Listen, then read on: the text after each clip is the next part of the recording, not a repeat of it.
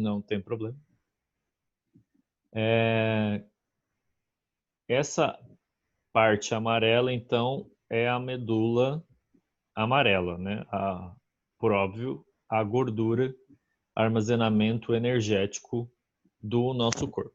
Mas para que serve ter gordura no meio do osso?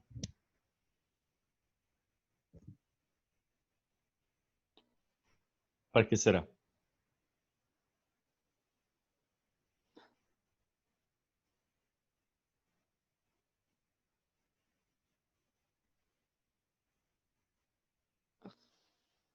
A Não é gordura uma forma de produzir. Eu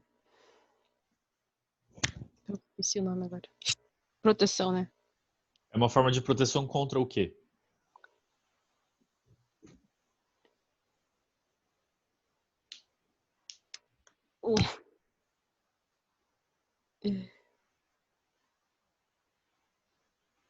Impacto?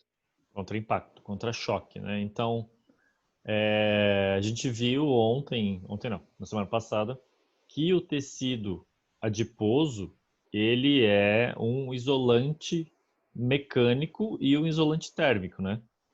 Então, como isolante mecânico, ele é muito bom para absorver impacto, tanto que o osso, ele tem a parte de osso compacto, osso esponjoso e ao redor dele ainda tem o periósteo. Então, o periósteo é essa camada mais exterior do osso, né? Ela tem poucos milímetros de espessura, é o que recobre o osso para proteção dessa diáfise.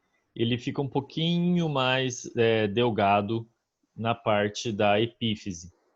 Então, para dentro do periósteo, mais internamente, nós temos osso compacto, ou seja, aquele osso que tem uma estrutura rígida, né, completamente rígida. E, enfim, a parte aqui, se a gente for, se nós fôssemos tirar, né, a gordura, isso aqui seria uma cavidade oca. Então, o que que dá essa também uma outra função da gordura? O que que boia mais na água? O que que é mais leve? Água ou gordura? Água? Não, a gordura Da boia na gordura. água, né? Então, se a gordura boia na água, uma outra função dessa gordura é ocupar um espaço que seria ocupado por osso. Mas e se fosse tudo ocupado por osso? O que que ia acontecer com a nossa estrutura? Ia quebrar? Ela poderia quebrar com o próprio peso, né? Então, se aqui tivesse só osso compacto ou então tivesse osso esponjoso no meio, esse osso poderia ficar tão pesado que ele ia quebrar com o próprio peso. E outra coisa, nós precisaríamos de músculos muito mais fortes para mover os nossos ossos, que eles seriam também muito pesados, né? Porque o osso esponjoso, ele é muito mais denso do que essa gordura que está aqui no meio, apesar de ser menos denso que o osso compacto, tá? Tudo bem até aqui? Dúvidas? Tudo bem. Então tá. Quando nós estamos nos desenvolvendo ainda, a gente precisa crescer. Todo mundo concorda com isso? Sim. Então, crescendo, como é que é esse processo de crescimento, né? Porque assim, um bebê, será que ele vai ter mais ou menos ossos do que uma pessoa adulta? Eu vou falar para vocês que um bebê geralmente ele vai ter um pouco mais de ossos, por quê? E um adolescente também, né? Justamente por causa disso aqui, ó. Isso aqui chama cartilagem epifisal ou linha epifisal. Isso aqui, pessoal, é uma linha de cartilagem que divide a epífise de uma metáfise, ou seja, uma quase uma extremidade completa, né? Essa cartilagem, ela permite com que o osso estique. Tá vendo que ela tem dos dois lados? Ela vai Uhum. permitindo que o osso estique enquanto a pessoa cresce. Então, ela vai crescendo, crescendo, crescendo. E quando cresce, vai atingindo a maturidade. Quando atinge a maturidade, que é aquela altura ideal, né? Pode ser. Isso é muito variável, tá? Não tem ainda um consenso exato, né? É mais ou menos 21 anos para homens que para de crescer e 18 ou um pouquinho depois dos primeiros anos da menstruação para a mulher. Ah, professor, mas tem menina que menstrua aos 12 e não para de crescer. É verdade, né? Antigamente tinha essa crença de que as meninas, quando menstruavam, paravam de crescer. A gente sabe que isso não é verdade. Apesar dos hormônios agirem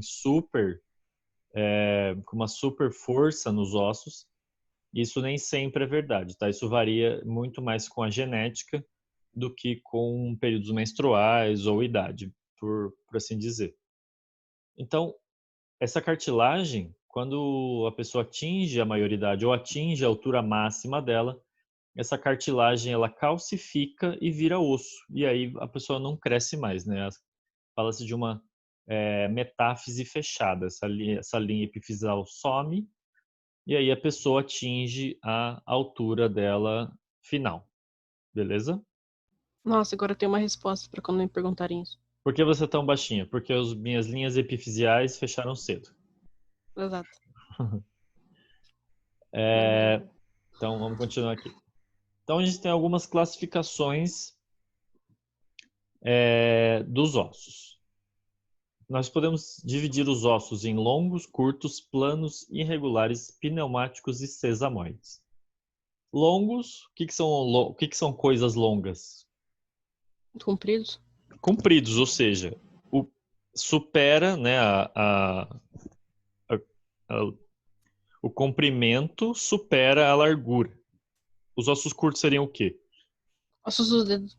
Dos Ossos dos dedos. dedos, né, ossos do punho, eles são praticamente, eles têm as mesmas dimensões, tanto no comprimento quanto na largura. A gente pode ter ossos planos. Que tipo de ossos são esses? Ah, Plano. ah, Lembra o quê? costela não é, né? Oi? Costela não é, né? Costela não é osso plano. É um Não. osso longo. Né? O osso plano é justamente aquele osso que ele é chato e, né, ele não é grosso, não necessariamente é comprido, mas as dimensões, a largura e o comprimento dele são bem próximos, né? Só a espessura é que muda. O irregular não vai ter forma definida. O osso pneumático, que geralmente é o irregular, né? O que seria um osso pneumático?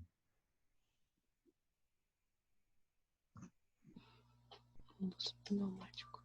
Pneumático. O que é o nariz, Stephanie?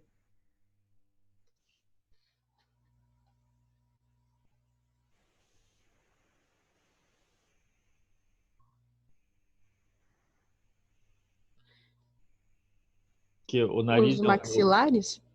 os maxilares são exemplos de ossos pneumáticos.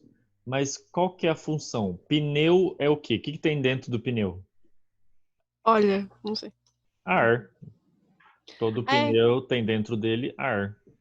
Então, a função desse osso pneumático é conter ar dentro dele. A exemplo do osso longo cheio de gordura, qual que seria a função dele, então? Produzir calor? Uh-uh.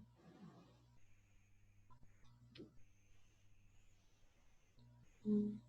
Já chegaremos lá e vocês vão entender por quê. O osso sesamoide, gente, o osso sesamoide ele não é muito instintivo, né? O osso sesamoide é aquele que cresce dentro de articulações, tá? Por exemplo, a nossa patela. A patela é um osso sesamoide, né? Nós temos alguns outros exemplos e a gente vai ver um pouquinho mais para frente. Bom, essas fotos que vocês estão vendo é do meu trabalho, tá? Olha que coisa maravilhosa, coisa linda, né? Eu fico impressionado cada vez que eu vejo. São ossadas encontradas no Paraná todo que a gente tem que limpar para fazer análise antropológica. E aqui eu estava no meio da limpeza dela. Que tipos de ossos são esses aqui, então? Da foto?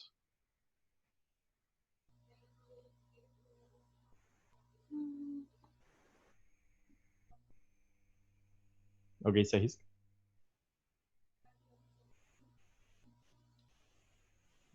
Ossos longos, isso aí, Miriam. São todos ossos longos. Então, o comprimento é consideravelmente maior que a largura e a espessura, né? Justamente o que vocês estão vendo aqui são todos ossos que são muito compridos. Então, todos no esqueleto apendicular.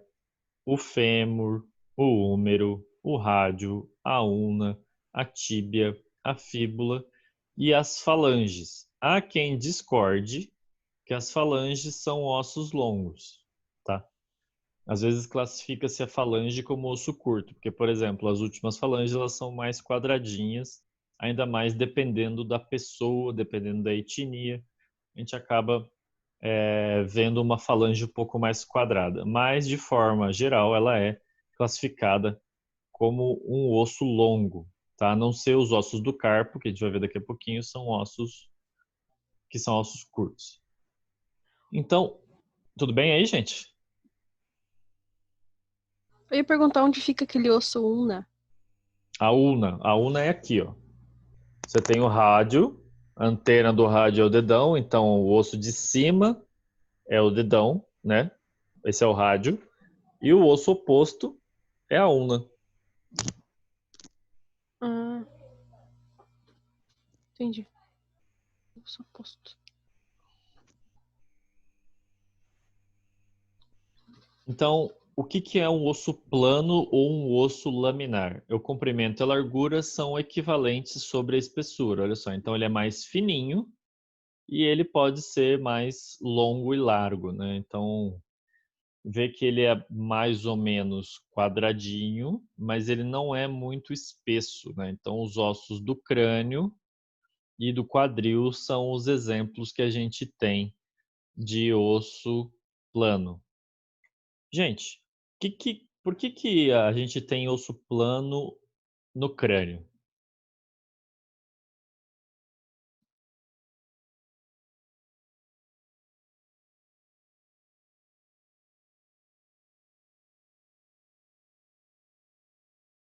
Alguém? Ossos longos, ossos planos no crânio. Qual que é o motivo disso?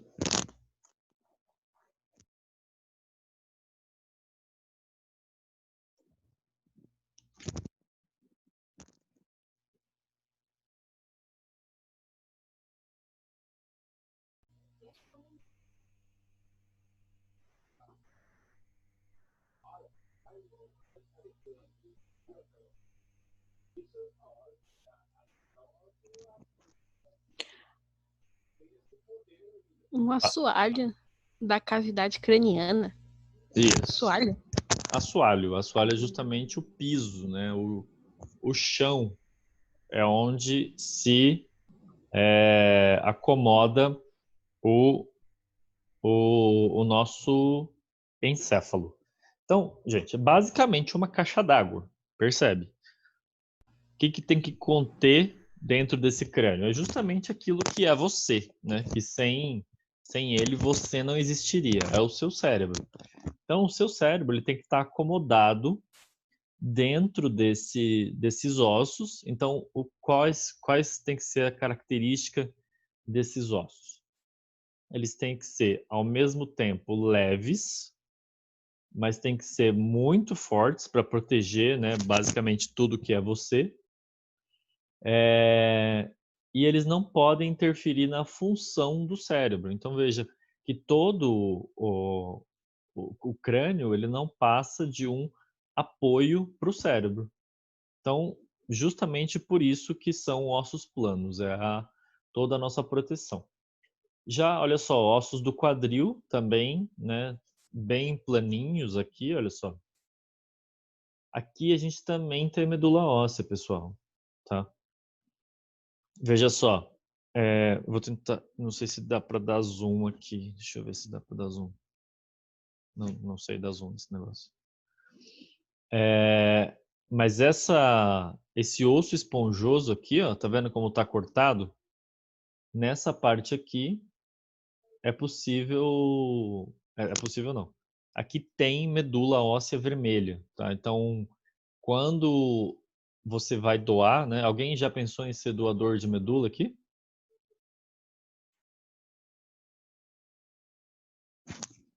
Eu já. Perfeito, Vanessa, né? Então, legal. Eu vou explicar como é que funciona a doação de medula. Se vocês já entraram no banco, né? Não sei se alguém já conseguiu doar. Tá vendo isso aqui? Essa parte aqui que eu estou mostrando? Essa parte, gente, é um pouquinho acima do bumbum, tá? Se você colocar a mão no bumbum e correr um pouquinho para cima, ela é nas costas, né? Ali para baixo, quase chegando no bumbum. Como é que faz para doar medula? Então, você vai ser testado, né, no seu sangue, e se você for compatível, eles vão retirar uma parte dessa medula. E como é que faz isso? Bom, eles vão dar uma anestesia local, mas eu sinto informar vocês que a anestesia local não pega em osso, né? A anestesia não pega em osso. Eles vão vir com geralmente é uma agulha do tamanho de um dedo, assim, um pouco maior às vezes. Vão furar através da sua pele, né, ali nas suas costas. Vão romper, vão quebrar essa parte do osso justamente aqui onde está quebrado. Vão afundar o máximo que der, né, sem quebrar a parte de trás do osso. E vão fazer a sucção da medula vermelha aqui da sua crista ilíaca.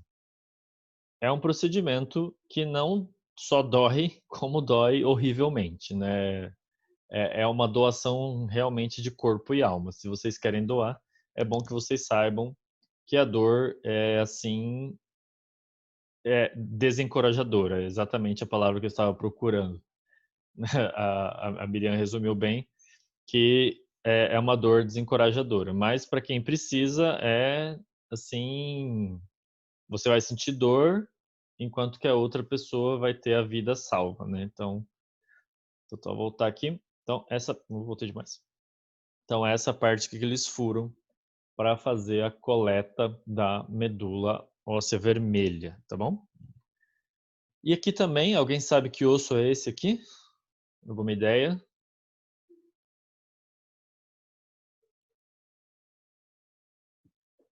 Também é um osso plano.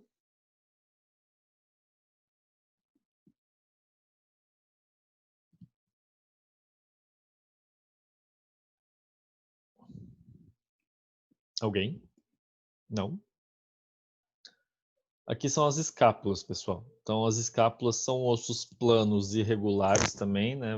Eles não têm uma forma definida, eles são mais planos que irregulares, mas também não acompanham nenhuma forma específica. Por isso que eles são taxados ou ora como irregulares, ora como planos.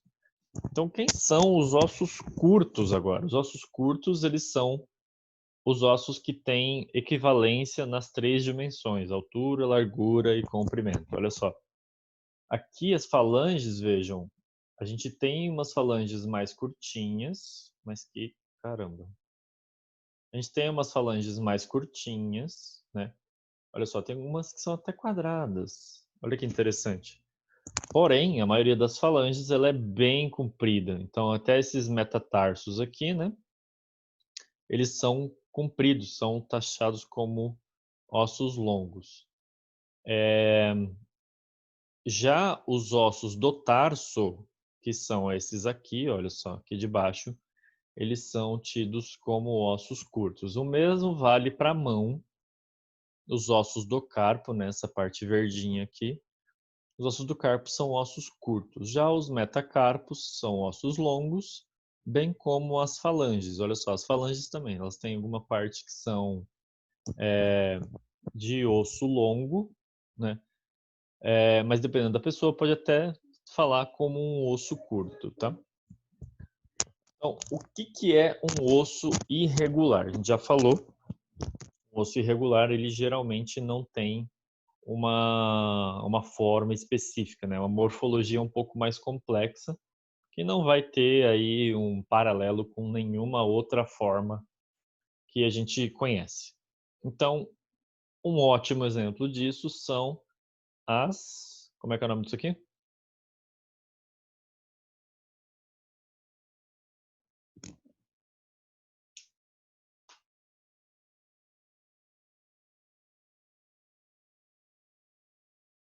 Alguém?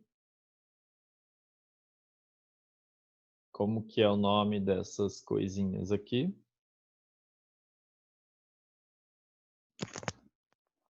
Vértebra, isso aí, Miriam. Então, as vértebras, né? Elas não têm uma forma específica, então elas, apesar de terem funções a cada altura, elas não têm uma forma específica, tá?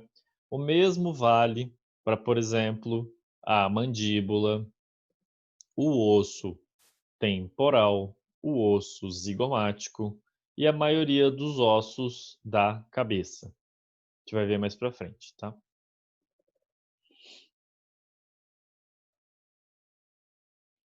O osso pneumático, pessoal, ele vai apresentar, então, olha só, pneumático, de pneu. O que que tem dentro do pneu?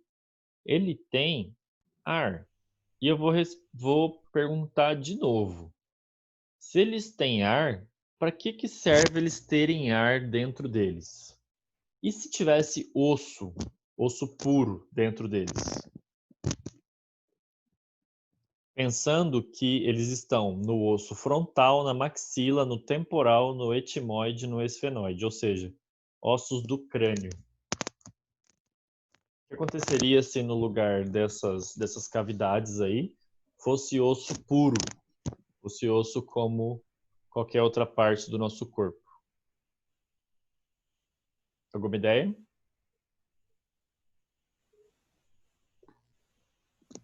Ia ser muito pesado? Ia ser muito pesado, exatamente. Quem tem sinusite aí, levanta a mão.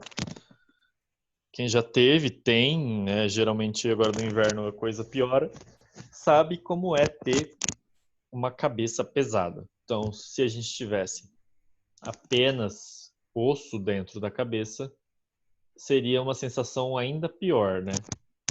Então, a sensação de peso no rosto é constante, né? Se a gente tivesse só osso,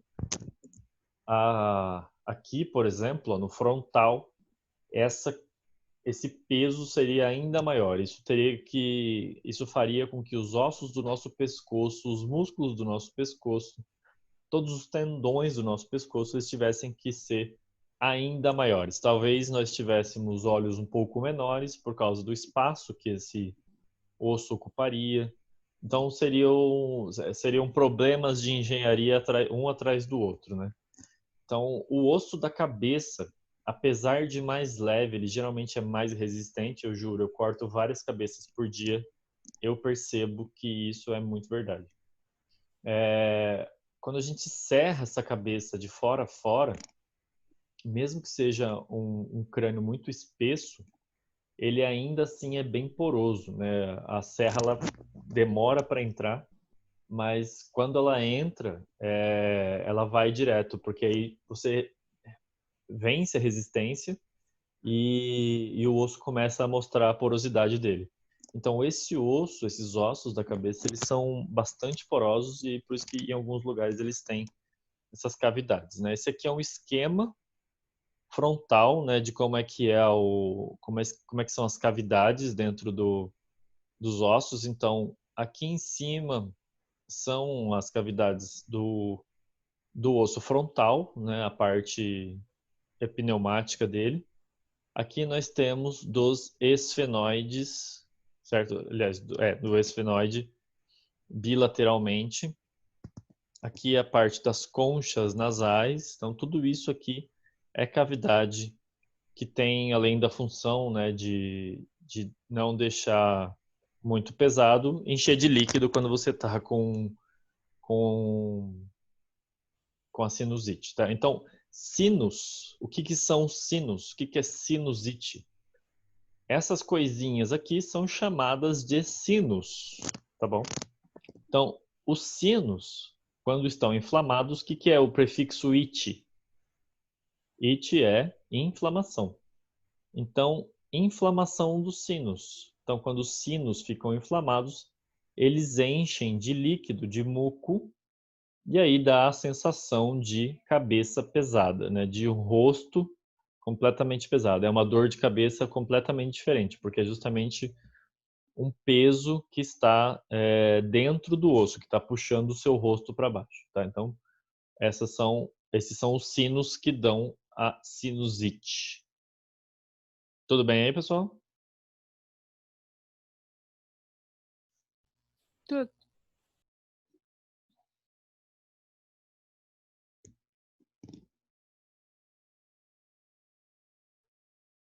Então, esse aqui, ó, é uma figura maravilhosa e assustadora de uma série de, de imagens, né, feita com radiografia que mostra em profundidade. Eu acho que esse aqui é feito com ressonância, mas eu não tenho certeza.